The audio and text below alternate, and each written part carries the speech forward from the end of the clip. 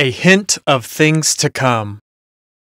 Before I move on to describe how Satan has set in place the snare whereby he intends to deceive a vast multitude, let me briefly remind you what the early church fathers Justin Martyr, Irenæus, and Hippolytus believed concerning the events that will occur here at the end.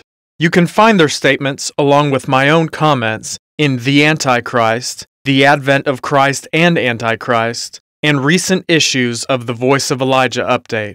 Since I have already published the writings of these men elsewhere, I will not quote what they said here. However, I will summarize their views to remind you of what they believed. First of all, Justin Martyr clearly tells us the second coming of Jesus Christ will be heralded by an individual who, like John the Baptist, will be called Elijah.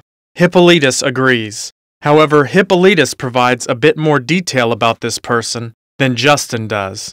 He says Elijah will appear shortly before the Antichrist comes on the scene. He, along with another man called Enoch, will warn the church not to fall for the deception Satan plans to accomplish when he appears as the Antichrist. However, since Irenæus and Hippolytus both indicate most people will not heed the warning, we can assume the early church believed a majority of those in the church would be taken in by Satan's deception. As to the nature of the deception Satan has planned, both Irenæus and Hippolytus tell us it involves the claim the Antichrist makes concerning who he is. In agreement with what Jesus said in Matthew chapter 24, verses 23 through 25, they say Satan will come claiming to be the Messiah of the Jews.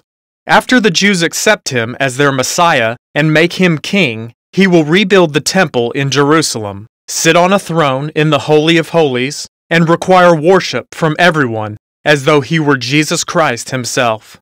Hippolytus tells us that those who have believed the warning of Elijah and Enoch will not fall for the deception of the Antichrist. Consequently, as both Irenæus and Hippolytus agree, those who know the truth will be forced to endure horrible persecution during the Great Tribulation. Their suffering will continue for 3.5 years, after which time they will be rescued by the rapture shortly before the second coming of Jesus Christ.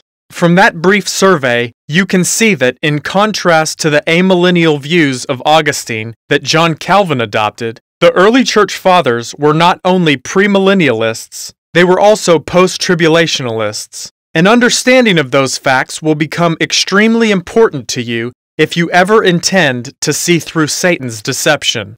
Having said that, let me go on to show you the incredibly devious way that Satan has, over the past 170 years, paved the way for his appearance as the Antichrist by weaving his lie into the very fabric of evangelical Protestant church theology.